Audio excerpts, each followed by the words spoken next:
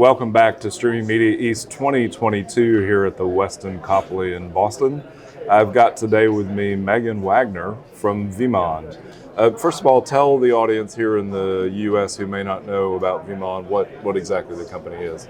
Absolutely. So we are a OTT streaming technology vendor, and we deal primarily in the video CMS space. Okay.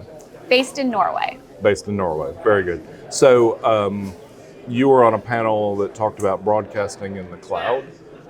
Tell us what broadcasting in the cloud means to Vimond. Yes, so it's an interesting concept in terms of working on a streaming vendor versus a more traditional kind of broadcast playout vendor. Right. Exactly.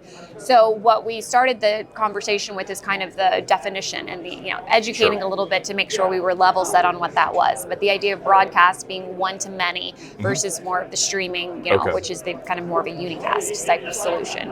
So in terms of what we talked about today, it was a lot of history of what broadcasters have done to get into the cloud, and then just things that you need to identify in terms of what to ask vendors, what Okay.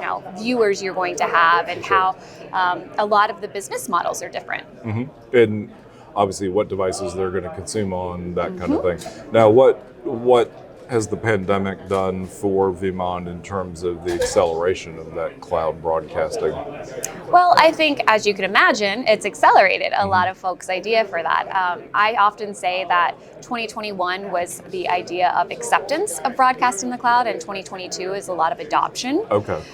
We also find that, at least for many startups where there were barriers of entry, that's really lowered a lot for people, so that they are able to find tech solutions that can enable them to have a pretty niche streaming solution, a niche channel, something that maybe they didn't think that they could accomplish before. Okay. And so it's educating people on what they need to make this happen, and then finding the right fit. It's got to be a good business model. You've got to have the right target audience. Sure. And all of that is on top of the technology. Nice.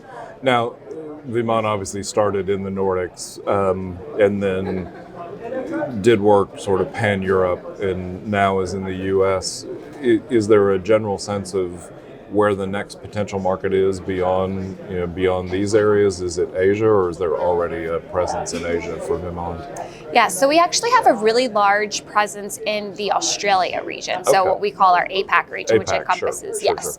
And so we work with Telstra there, we Okay. work with many of the Foxtel brands, Okay. Stream Motion, Binge, Flash, Fox Sports. So we have a really good presence there.